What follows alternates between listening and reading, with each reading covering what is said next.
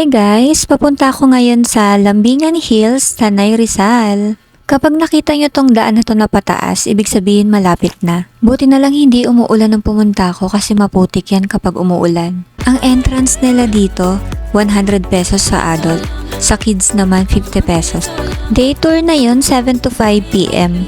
Kapag overnight naman, adult 200, kids 100. Parking fee, day tour 20 pesos, overnight 40 pesos. Sa mga pupunta, Google nyo lang or Waze, search nyo lang Lambingan Hills. Sobrang nakaka-relax sa place na to, lalo na kung nature lover ka. Ang sarap tumambay. Pang second time ko na pala pumunta dito. Yung dating pumunta ako parang mga 3 years ago na rin. Ang dami na rin pinagbago.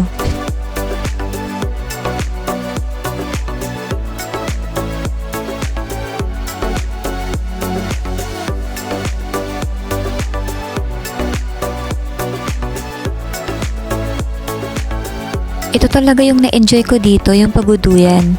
Kahit saan yata naduyan ko na. Isa ito sa mga highlights sa place nila.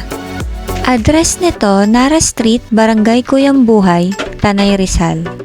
Hindi naman kailangan gumastos ng malaki para makagala. Okay na yung may pamasahe ka, may pangkain ka. Importante rin makapag-relax minsan lalo na kung stress ka. Sa gustong kumain, meron ditong tambayan. Meron na rin siyang malaking table.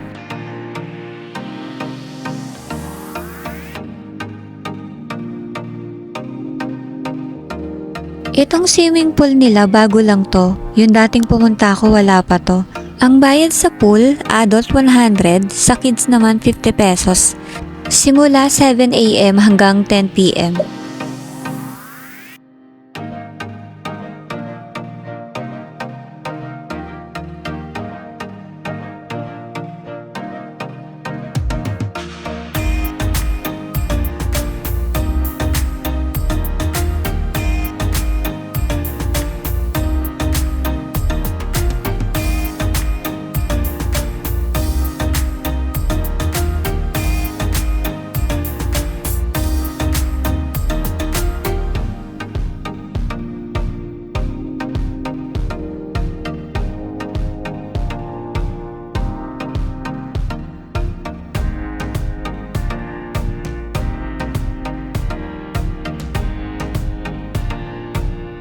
Gustong gusto ko makakita ng gantong klaseng puno.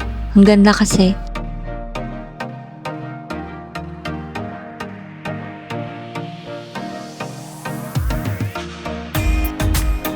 Nakaka-relax talaga kapag may duyan. Ang sarap kasi ng simoy ng hangin.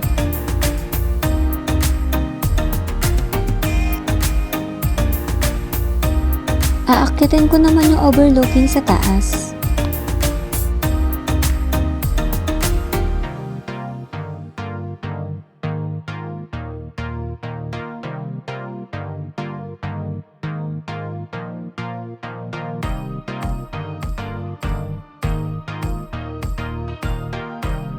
Ang ganda ng view.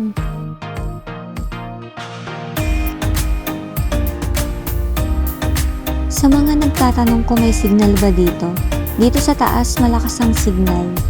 Pero sa baba wala ng signal. Pero dun sa tindahan meron silang wifi. Maghuhulog lang kayo ng coins.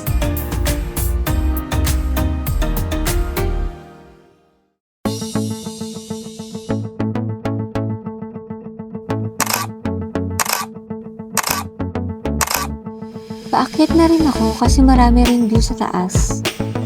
Nakaka-relax lang dito, ang ganda tignan ng puno, ng halaman, ng bulaklak. Ang sarap pa ng simoy ng hangin. Hindi ka magsasawang tumambay kahit buong araw. Ang sarap lang mangarap na magpatayo ng bahay dito. Tapos pag open mo ng bintana, ganito yung bubungat sa'yo. Sobrang ganda ng lugar.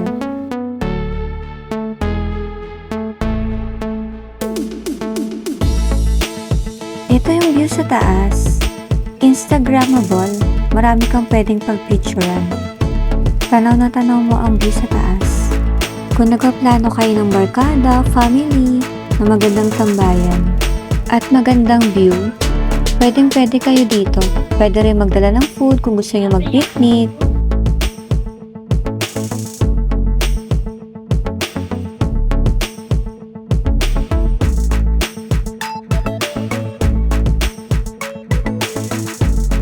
Kung gusto niyo ng update sa mga gala ko, huwag niyo kalimutang i-subscribe.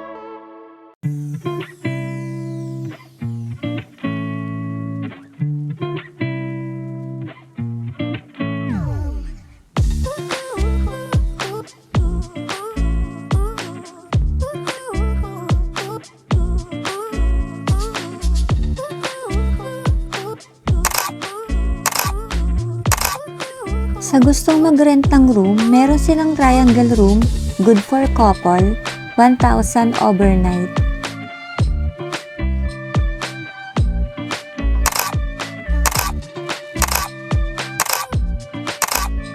Itong kubo, good for family and barkada, 6 to 8 packs, 1,500 overnight.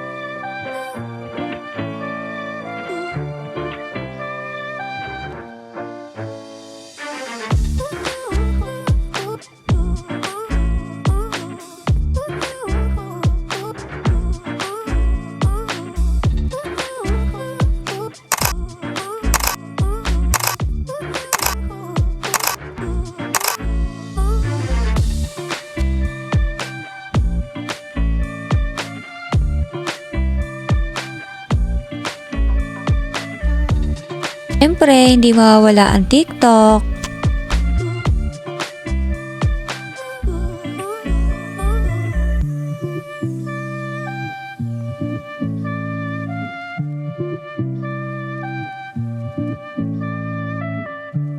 Ito yung pavilion, yung sa pinakataas.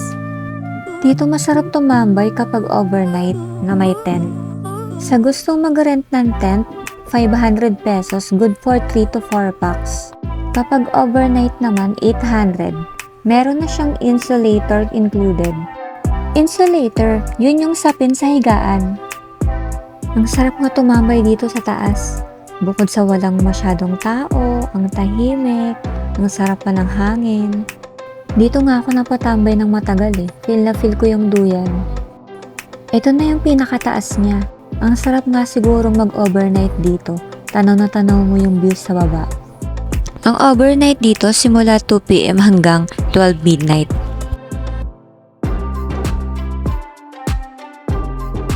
May mga reminders din sila dito.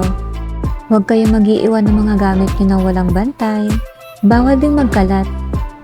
Mas okay kung kayo na lang magtatapon ng basura nyo. Maging responsible sa mga dala nyong aso. Pinagbabawal din ang alak dito sa taas. At matuto rin tayong rumispeto sa mga ibang guests, lalo na yung mga malakas mag-sounds. At yung mga masyadong maingay.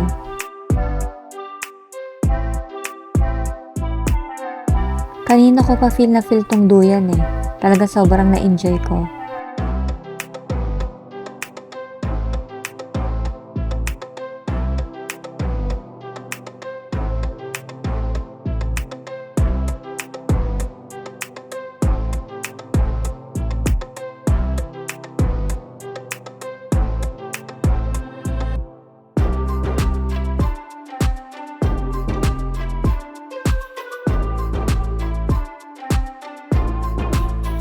Makulimlim na rin yung time na to dahil bumagsak na rin yung ulan.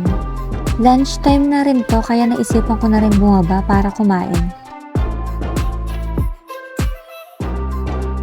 Pagbaba ko nga sobrang lakas na ng ulan.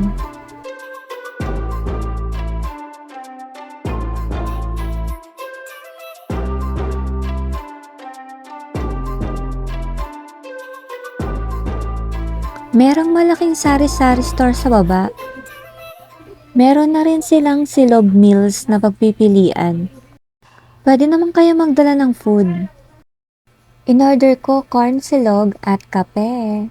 Feel na feel ko nga yung upuan dito na may duyan. Kanina kasi ang daming tambay. At least ngayon, pwede na akong tumambay ng matagal. Kung gusto niyo ng update sa kanila, follow niyo lang yung FB page nila, Lambingan Hills Official. Yung hagdanan sa likod ko, ito yung inakyat ko kanina, yung may overlooking sa taas.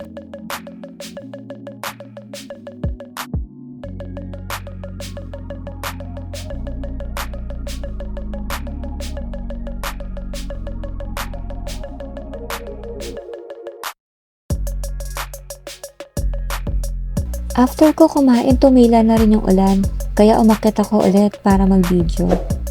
Sinulit ko talaga hanggang 4 PM ako dito.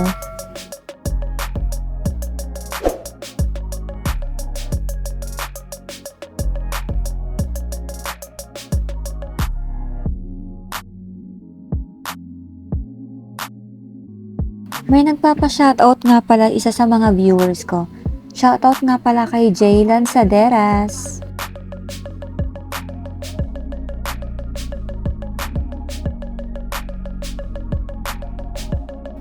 Thank you for watching, guys.